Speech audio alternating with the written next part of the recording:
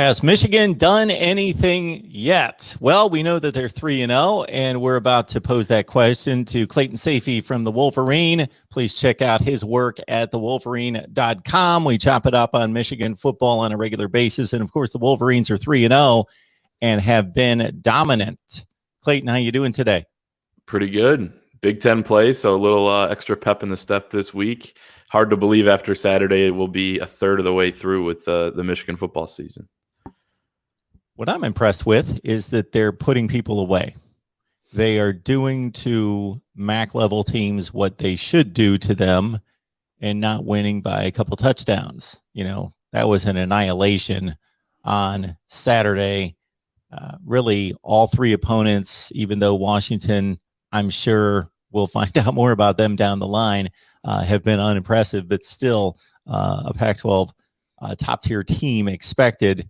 And that wasn't much of a contest either. So they can't deal with the schedule. They can't beat opponents that aren't in front of them. And I know that that's been the knock from the critics is, okay, who have you played?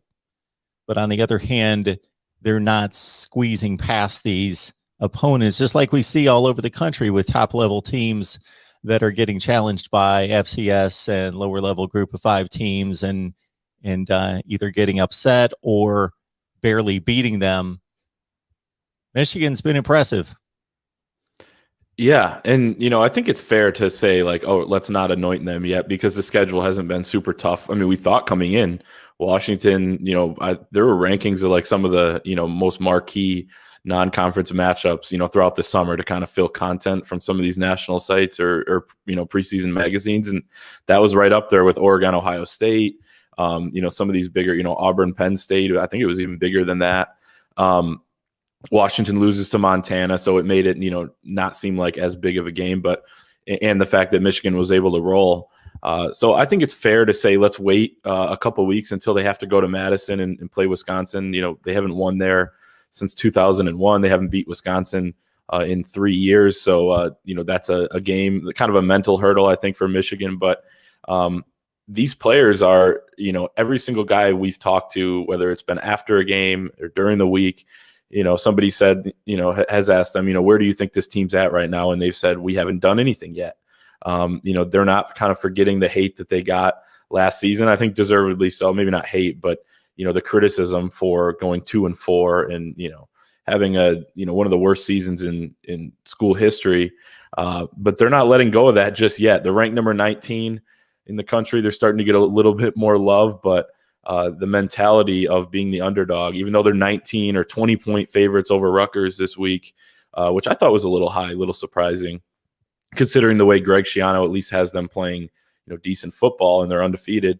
They're not buying into that, I think, just yet. And I think that's the right mindset because you've seen Michigan maybe get complacent through towards the end of some seasons here in the recent past. So I think that's interesting. I'm excited to see how they stack up against a team like Rutgers, who, isn't overly talented, but is well coached, I think, like I said, with Schiano, and does have some talent. They bring back, I think, just about every starter on both sides of the ball. So it'll be kind of a good first test to get their feet wet in Big Ten play before they have to play Wisconsin, who, that Penn State loss doesn't look bad at all now after, the way Penn State has looked the last couple of weeks. So that should be a good matchup in a couple of weeks, but I'm excited for this weekend too. Yeah, Big Ten play starts. Rutgers at 3-0, came out of the gate, just blew up Temple 61-14. The Syracuse game didn't score a whole lot of points, weren't that impressive offensively, but shut down Syracuse to 7 points, blew out Delaware. They've taken care of business against one Power 5 opponent and 3 total. And this is just not the program that it was just like a year and a half ago, right, where they were getting just destroyed by everybody in sight, lost 21 consecutive Big Ten games. And so a lot has changed in just less than a year, where Joe Milton was the starting quarterback. Rutgers was Rutgers, like beaten down doormat of the Big Ten. And it turned into a entertaining game, if not a game between two teams playing well at the time. And Cade McNamara, of course, saved the day, down 3 scores. And here we are less than a year removed, and he's the guy. Yeah. Man, things feel so much different than they did a year ago. But yeah, Cade McNamara, we got to talk to him on Tuesday night, and he was saying that was a big moment for his career. That's kind of when he won over the team. They won over the starting job. And Jim Harbaugh said this week, that was the moment for him, and he hasn't let go of, the opportunity that he was able to seize on that crazy, weird night in front of no fans in Piscataway, triple overtime, 48-42. Like you mentioned, they were down 17 points with 5 minutes to go in the second quarter, and nothing was working. And then everything started working offensively, at least for Michigan in that game. So that's going to be a big storyline this week. That is a big storyline this week. Cade McNamara continues, even though Michigan's not airing the ball out, he continues to, just be a, I'll say game manager. I think he can be more than that, but they haven't asked him to do more than that. He hasn't needed to so far this season. You got the stats up there: 65% completion percentage, 371. Dating back to last season when he entered the game against Wisconsin late, the game before the Rutgers game we just have been referencing, he's led 24 scoring drives. I believe it is on 37 possessions. So, that's an incredible, even though he's not throwing the touchdown on all of those, but that's an incredible percentage that Michigan's scoring. So, he's continued to impress, but they're leaning on that run game right now. And as Jim Harbaugh has said, they're not there to stop themselves. Like, they're not going to just throw just to throw. Western Michigan couldn't stop the run. Washington couldn't stop the run, and Northern Illinois couldn't stop the run. 3 consecutive 300-plus yard rushing games for the first time in a decade. And if Rutgers can't stop it this week, I think there'll be a little more resistance than the last couple weeks. But if they can't, they're going to shove it down their throat too, and they're going to move into Wisconsin riding high, and it's going to be a battle in the trenches, I think, that next week. But I like that mentality that you're not there to stop yourself.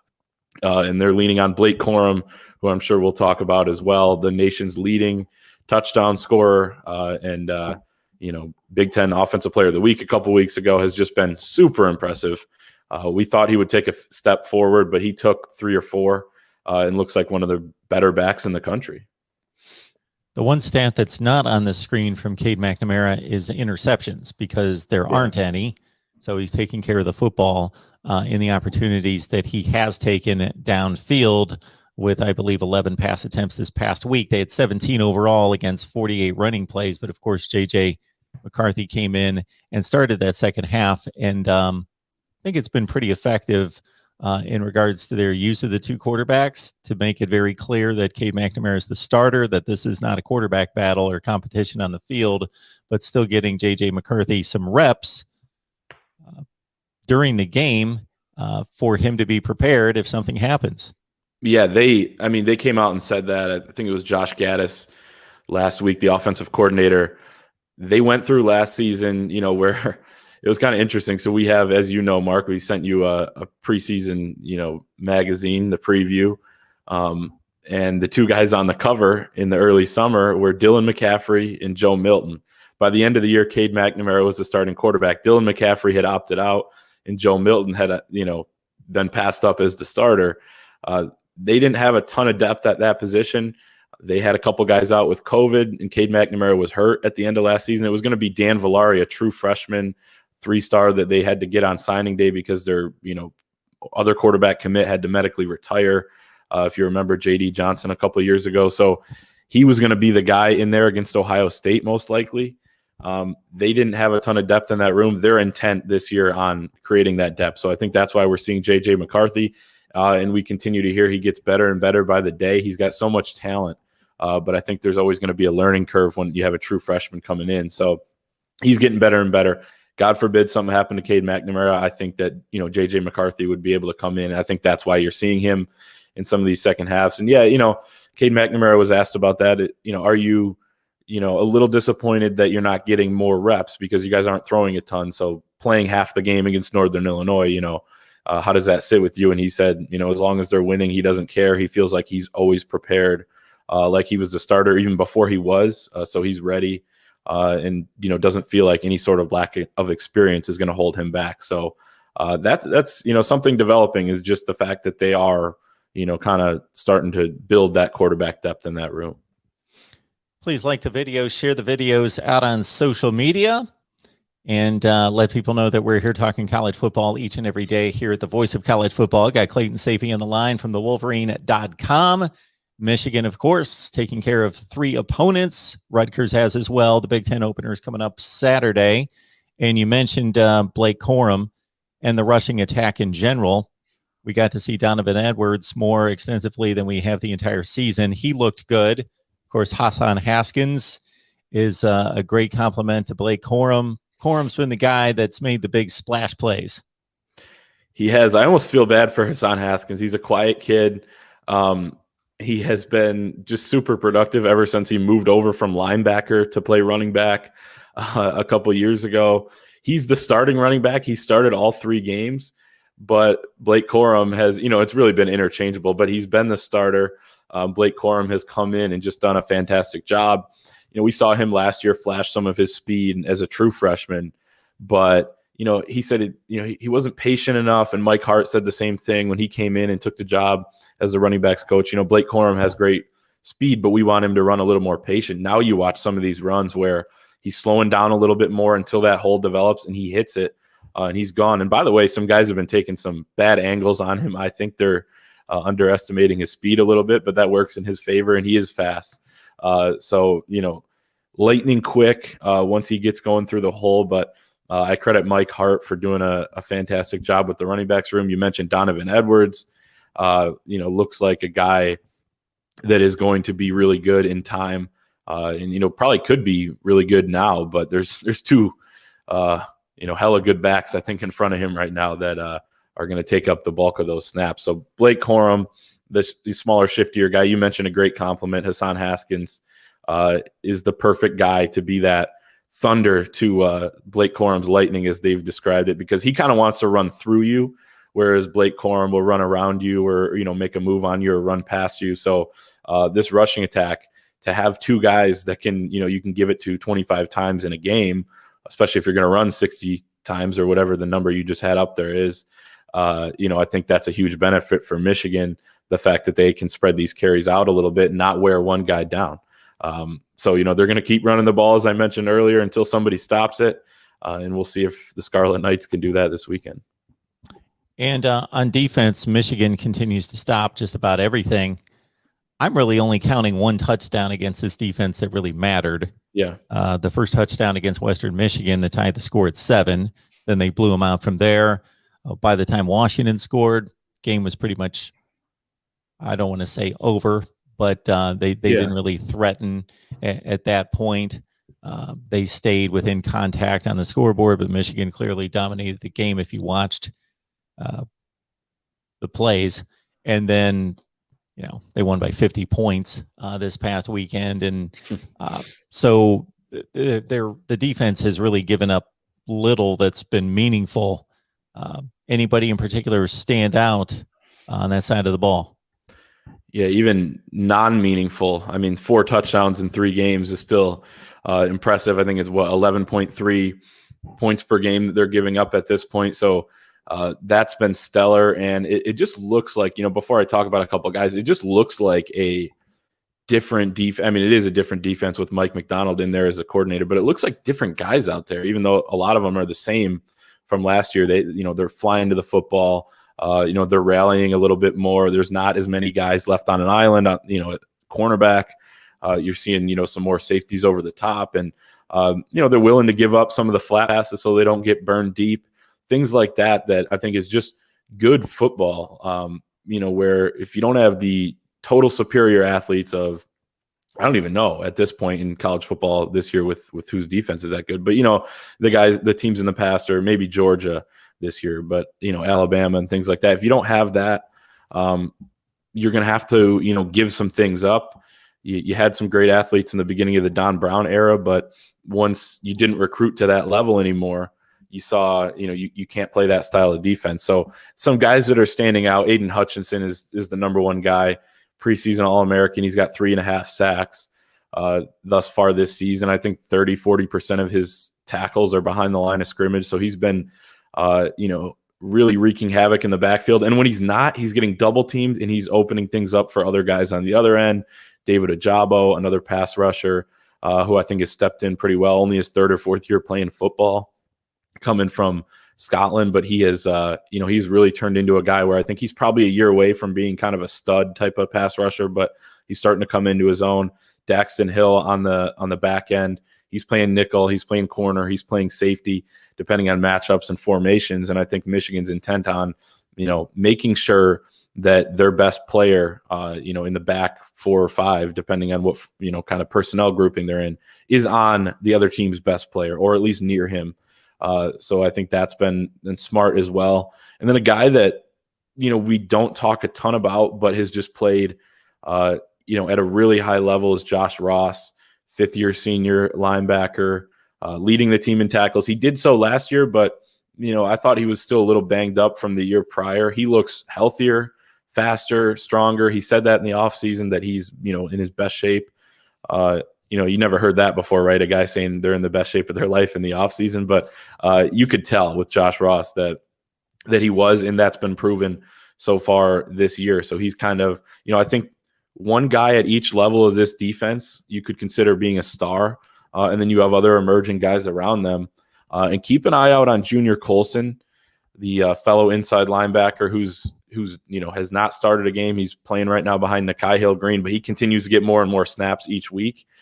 True freshman that Jim Harbaugh said this week, doesn't look like a freshman. I wouldn't be surprised if he took that spot and ran with it at some point this season, although Nakai Hill-Green's playing at a decent level as well, so not sure he's going to give that up. But there's plenty of guys playing well right now. Didn't even mention the cornerbacks who are playing with much more confidence and seem to really be liking the new scheme as well. They've said as much.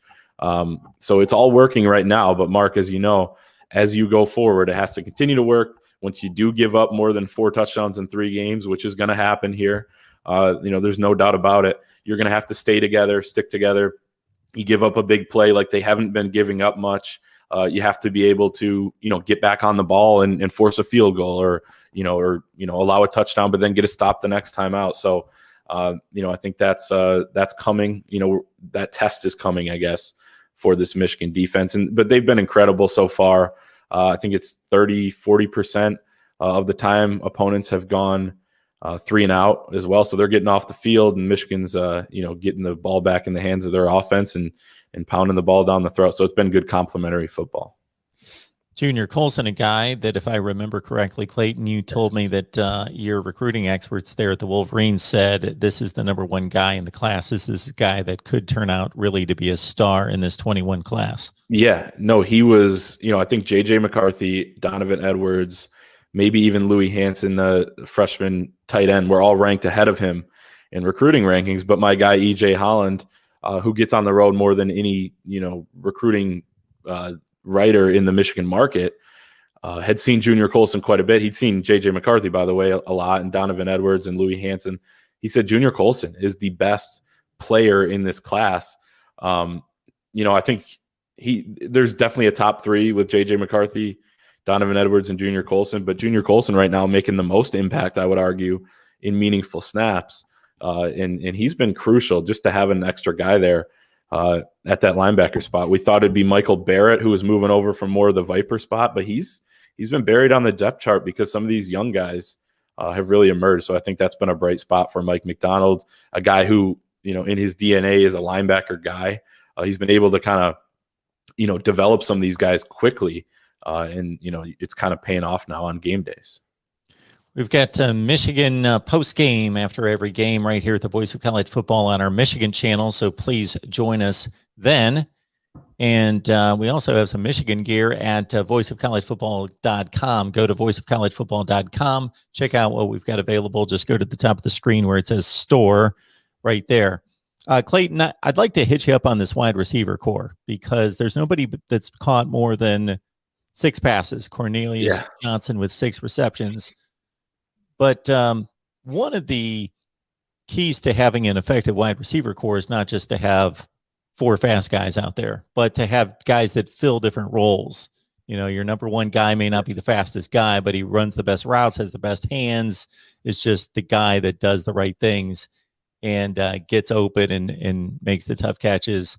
You got a deep guy who may not catch many passes, but obviously he's the guy that takes the top off the defense. You got your Hunter Renfrow types that are slot guys, Julian Edelman kind of guys that just drive defenders crazy because they're so quick and just move the sticks and are reliable on third down. Just different body types, different types of receivers, big body guys that high point the football, that can block out defenders, that are almost tight end types. Do you see a pretty good complement of different types of receivers here? And do you think that they'll eventually, when they need to throw the ball a little bit more, show that they fit different roles? Yeah, I think that remains to be seen. I do think there are guys with different roles, but at what level can they play? Just because we haven't seen it yet. Cornelius Johnson is a guy you're referencing with 6 catches there for I think 160 something yards. 87 of those came on one pass last week, the 3rd longest touchdown pass in Michigan football history from Cade McNamara. Hit him on a little double move there down the sideline, one-on-one coverage, a nice deep ball in stride. So I think he's the deep threat, at least the number one guy. You kind of mentioned, guys not being necessarily the fastest, but, he's a little bigger. And I think he's more of a possession receiver. He is a technician in the way he runs his routes, though. I think he's the best route runner on the team. But, we mentioned Ronnie Bell being out. He was the clear number one guy there for the quarter and a half he was able to play before he unfortunately went down. Guys stepping up in his absence would be Dalen Baldwin, Jackson State transfer, who got 3 catches last week. He was battling a little bit of an ankle injury the first couple weeks, but feels like he's getting closer to 100%. And I thought he looked pretty smooth out there. He's not the fastest guy either, but he's a guy that if you watch some of his highlights from Jackson State, he was going up and getting balls, over guys' helmets and a couple guys there. So I think you could see that down the road as well. He was close. He got interfered with, but still probably should have came down with the ball if you asked him, on one deep ball as well. So I think we're going to see a little bit more of that. Those are your kind of outside guys. Roman Wilson as well, a second-year guy who, has made a few catches, but I think could get a little more involved in the offense. But, I'm interested to see how this wide receiving core is going to work on a play-by-play basis when Michigan's in a game where they do need to throw. And again, that is coming. Certainly, there's no way they're going to run through this schedule. And maybe we'll go back and clip this after they do or something like that. But there's no way they're going to run through this schedule just rushing the ball. So I'm excited to potentially see that. I don't know if it's going to be this week. But, I do think they're going to have to throw it over 30 times, maybe 40 times in some games coming up here. And I think the wide receiver core without Ronnie Bell, to me, is a little bit more of a question mark than a lot of people are talking about. People are talking about, the depth because they have been rotating quite a few guys in there. But I don't know at what level they can play. There's a lot of guys that are good enough to get out there, but are they good enough to sustain a passing attack that is going to, have to air it out throughout the course of a game? We'll see. And that's why I think that Ronnie Bell injury was just so devastating for this team. But I think they have the guys that can step up. We'll see if they're able to. I will say this about them running the ball so much. If you look at the upper crust of the Big Ten and things are shifting or possibly changing, we'll see if Ohio State kicks it into gear and then dominates the conference as many expected again. But as it stands right now, Ohio State's throwing the ball all over the field, scoring points, yardage, but the defense is a mess. Everybody else that looks like a Big Ten contender, maybe not running the ball to Michigan's extent, throwing a little bit more, but still heavy run and defense. Iowa, Wisconsin, Penn State throwing maybe a little bit more, but Iowa and Penn State, or Iowa and Wisconsin for sure, Michigan State running the ball a ton and relying on defense. This conference is playing defense unlike any other conference in America, and some people could point to maybe the offense is not being as explosive as they are elsewhere, but they're doing this against generally non-conference competition. And so I think it's an intriguing Big Ten race, unlike the way it's setting up right now, unlike anything we've seen in a long time. I agree. And I think if you remember, I think I said this on this channel when we were leading into the season, that I didn't think it was some guarantee that, Ohio State reloads with a new quarterback, the struggles they had on defense last year, and plug in some new guys, and that the struggles are going to go away, or, bring back some of the same guys, the struggles will go away. So I think it is going to be a crazy Big Ten race, maybe a little more wide open than it has been the last few years, certainly. So we'll see on that. But you're right about rushing. I mean, the Big Ten, as we know, is a conference that is going to run the ball probably more than any of the other Power 5 conferences. And I was trying to pull it up here, but I know where it is, but I can't get to it this quickly. But there's a stat in Jim Harbaugh's tenure of his record when Michigan outrushes the other team. I think they've only lost I think it's less than 5 games with Michigan leading the rushing numbers. And that's important. Now, it's not just, all right, run the ball, and make sure you get more yards than the other team and you automatically win. Obviously, so many other things go into that. But if you're able to run the ball and, establish a run game, that opens up the pass game, as everybody knows.